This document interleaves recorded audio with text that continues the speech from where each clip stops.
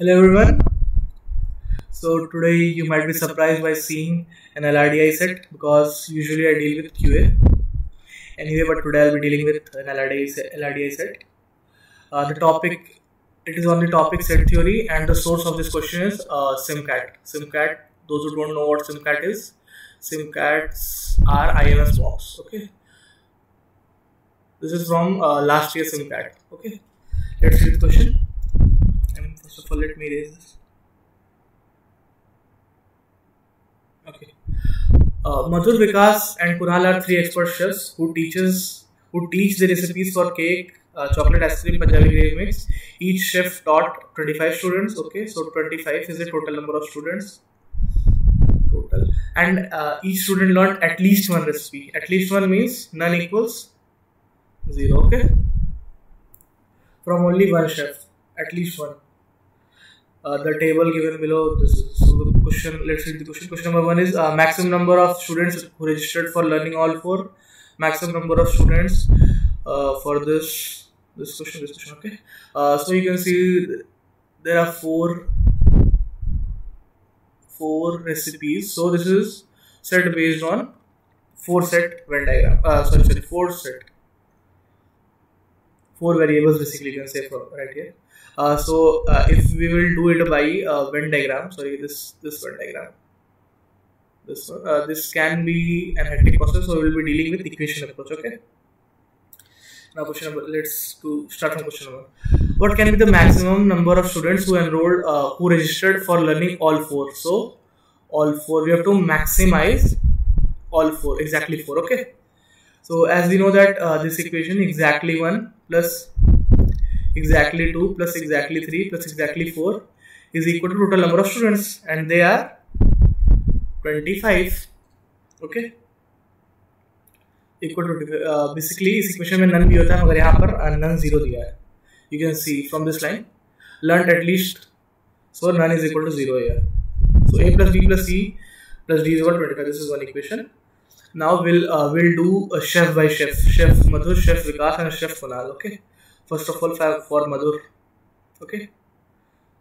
This equation is common for all the chefs. Okay. So a plus b plus c plus d. Okay. Equals 25. Common for all. And now a plus 2b exactly 1 plus 2 times of exactly 2 plus 3 times of exactly 3 and 4 times of exactly 4 equal to what? For Madhur it will be sum of all these 4 recipes and 16. These all 4 will add and we'll be getting 59. So this is equal to 59, isn't it? Okay, now subtract both the equation. B plus 2c plus 3d equals 34. Now see, we have to maximize exactly 4, and exactly 4 is what? D. So we have to maximize this D. So here it is, RHS it is 34. So what maximum value can D take? It's 34, 3. So this can maximum take 11, not more than that, because if we'll take 12, so 12 is 36, this won't be equal. Okay, we'll take 11 here and 1 here. So this got distributed, and D got its maximum value too. So here we got 11. Now we have to check whether 11 is permissible or not. From where we'll check this? We'll check this from these 4 recipes. The minimum of this is 12, and 11 is less than 12. So 11 can be taken. Okay, because see 12 है से ये 4 मैंने किसी तरह से यहाँ 4 बन गया. अगर यहाँ पे 11 आया तो यहाँ पे ये चारों के कॉमन रीजन में 11 आ सकता है, लेकिन अगर यहाँ 13 आता और 13 हम लेते कि 13 कॉमन आया, मतलब इससे इतना रीजन है, चारों कॉमन रीजन आया, ये ऐसा होता है कि यहाँ 13 आया यहाँ से वैल्यूज तो हमने ले लिया. समझ लीजिए क्योंकि पंजाबी के 12 ही हैं, पंजाबी ग्रेवी प्रीमिक्स के 12 ही, और 13 थोड़ी चारों में आ जाएंगे, इसलिए 11 है. 11 12 से कम है, सो 11 परमिसिबल है, ले सकते हैं. ओके, सो इसकी वैल्यू हो गई 11.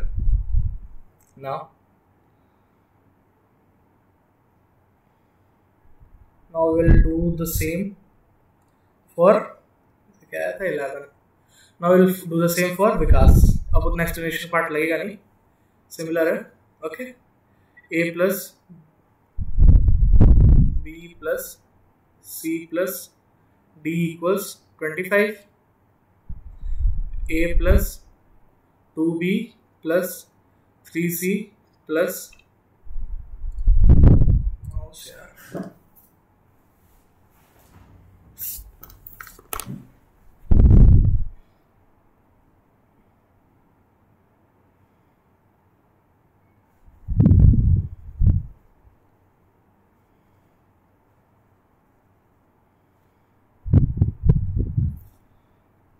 a plus 2b plus 3c plus 4d equal to क्या होगा?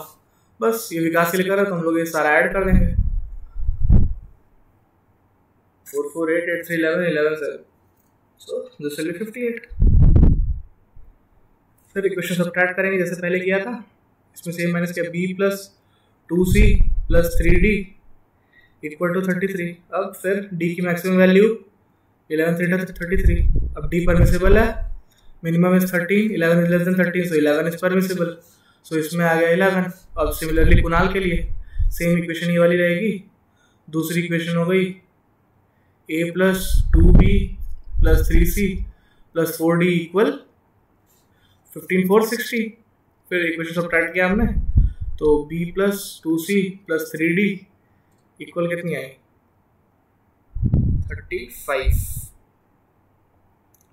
35 आई। फिर d की मैक्सिमम वैल्यू 11 परमिसिबल है, yes 11 is less then 15, so 11 permissible.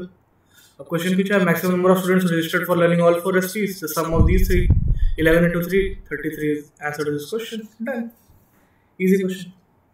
Okay, the maximum number of person who are enrolled for all 4 courses, मतलब last वाला question continue करना है, बिल्कुल ऐसे ही है। Find the minimum number of person enrolled for exactly 1 course. Okay, so a को minimise करना है विथ d को मैक्सिमम रखते हुए। a क्या है?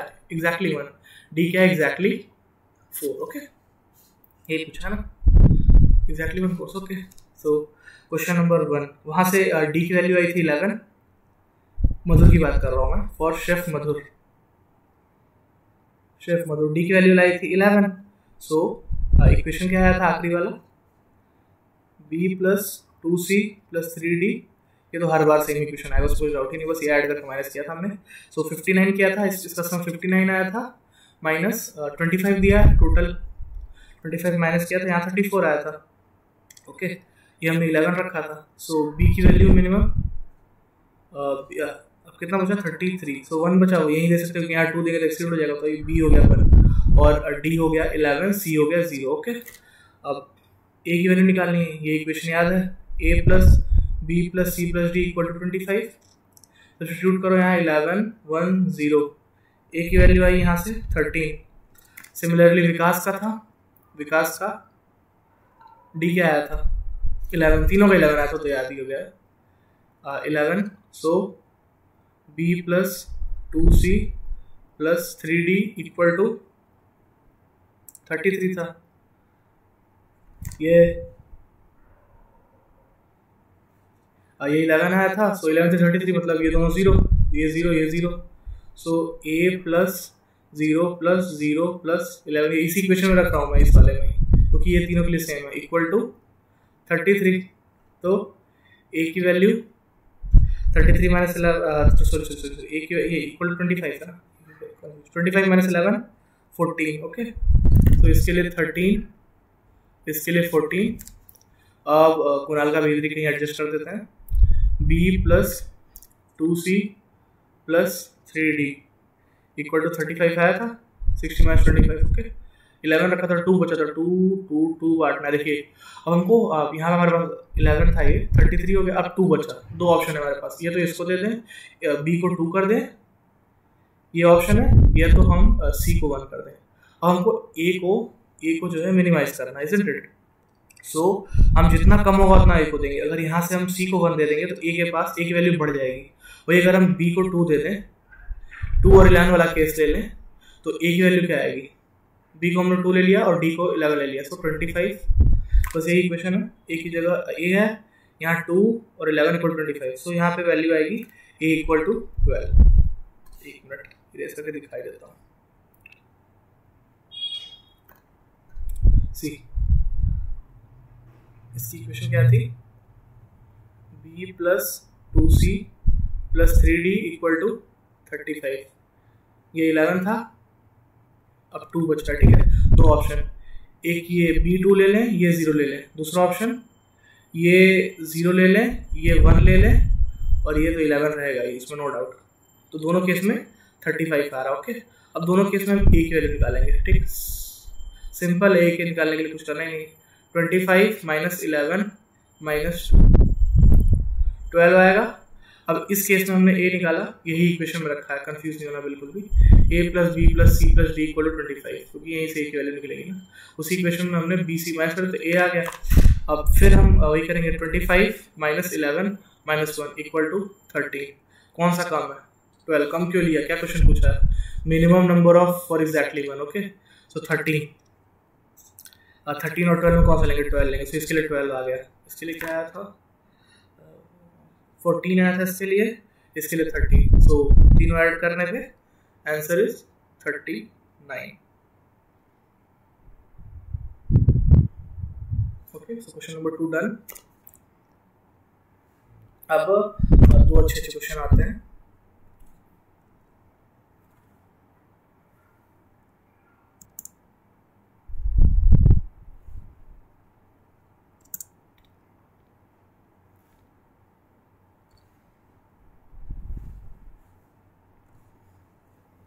वन टू क्वेश्चन हो गए थे, क्वेश्चन 3 आता है, okay. Let's see the question. Consider the data given for Chef Kunal. If the number of participants registered for exactly one course is same as those for considered for registered for exactly 3, तो A equal to C, exactly 1 equal to exactly 3 दिया है। What is the number of person registered for exactly 4? So D की value पूछी है हमसे, okay. पहला for Kunal, ये ठीक है। So A plus B plus C plus D equal to 25 normal. और दूसरा equation A plus 2B plus 3C plus 4D equal to 15 into 4 60। Subtract करो इक्वेशन को। B plus no need to subtract, पहले तो हम ये सब्स्टिट्यूट करेंगे। A equal to C given है, तो B प्लस ये हट जाएगा, B प्लस 2C,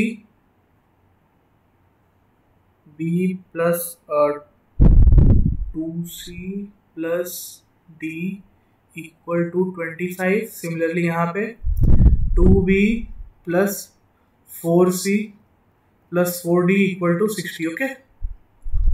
ये हमें दिख रहा होगा कि ये एग्जैक्टली 2 टाइम, हमें क्या चाहिए? D निकालना है हमें। D कैसे निकलेगा इन दोनों इक्वेशन से? ये दिख रहा होगा B से 2B, 2 से 4। सो इस इक्वेशन में 2 से मल्टीप्लाई करो, मल्टीप्लाई बाय 2, और इसमें से सब्ट्रैक्ट कर दो। तो 2 माइनस 2B 0, ये खत्म। 4 minus 2 2D equal to 60 minus 25 into 50 हुआ, तो D इक्वल टू 5। तो answer to this question is 5। Easy question. Next question, सबसे प्यारा सेट इस क्वेश्चन का, सॉरी सबसे प्यारा क्वेश्चन इस सेट का। Consider the data given for chef Kunal, okay.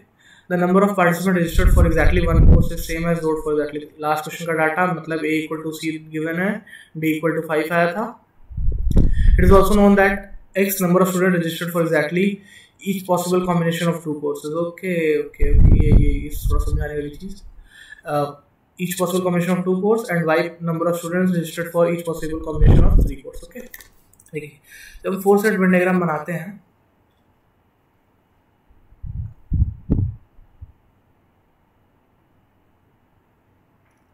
तो एग्जैक्टली 2 के रीजन जो हम निकालेंगे, ये एग्जैक्टली 2, ये एग्जैक्टली 2, ये एग्जैक्टली 2, इजंट इट? ये है ना, ये इसका है और इसका है, ठीक है। ये है एग्जैक्टली इसका है, ये इसका भी, इसका भी ये नहीं है। ये है एग्जैक्टली 2, ये है एग्जैक्टली 2, ओके। 1 2 3 4 5 और ये है exactly 2।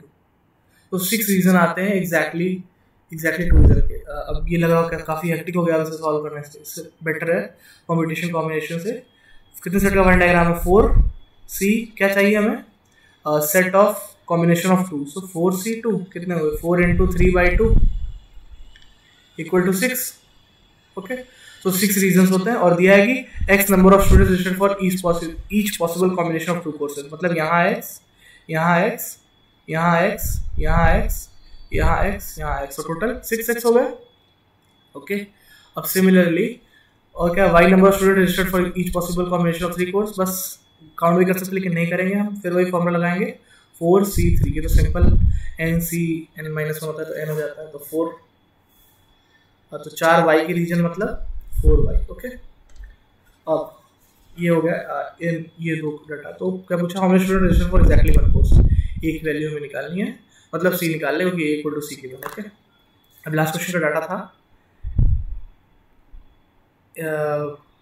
B plus 2C plus D equal to 50 आया था, 25 था, सॉरी ये है ना इक्वेशन में, देख सकते हैं B plus 2C plus D equal to 25 था, D 5 आ गया, तो B plus 2C equal to 25 minus ये 5 है तो 20 हो गया। अब B इज एग्जैक्टली 2 की वैल्यू क्या दी हुई है 6x, तो यहाँ पर सब्स्टिट्यूट होगा 6x प्लस 2, यही है ना क्वेश्चन में, x number of for exactly each possible combination of 2 courses, और अब एग्जैक्टली 3 की वैल्यू क्या दी हुई है 4y, तो 2 इंटू 4, यहाँ पे 4y इक्वल टू 20, तो ये हो गया 6x plus 8y equal to 20। अब ये नॉर्मल इंटीग्रल सॉल्यूशन के तरीके से करेंगे, नहीं क्लियर हो रहा तो इसमें मेरा इस टॉपिक में मेरा वीडियो है, वो भी चेक कर लेना, बट ये बेस बहुत इजी है, क्लियरली दिख रहा है 6 2 और 1, सो 2 1, x की जगह 2 और y की जगह 1, सॉल्व हो गया हमारा। तो 6x की वैल्यू 2 हो गई, y की वैल्यू 1 हो गई। क्वेश्चन क्या पूछा, how many student register for exactly one course, exactly 1 A, exactly 1 मतलब एग्जैक्टली 3, और एग्जैक्टली 3 की वैल्यू क्या है 4y, so 4 into 1 equal to 4 आ गया, ये हो गया C, isn't it? C equal to A, so 4 is answer to this question। काफी अच्छा सेट था, सेम फैक्ट है। Thank you so much.